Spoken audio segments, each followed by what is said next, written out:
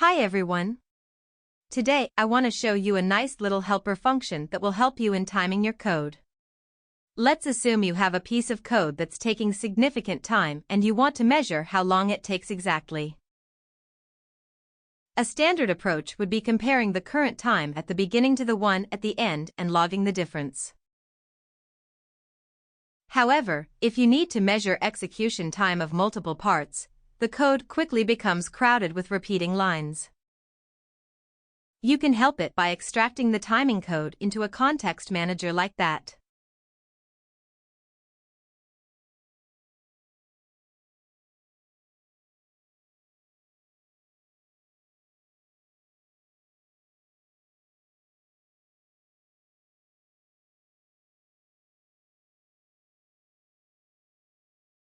You can even provide a log message, making it easier to understand.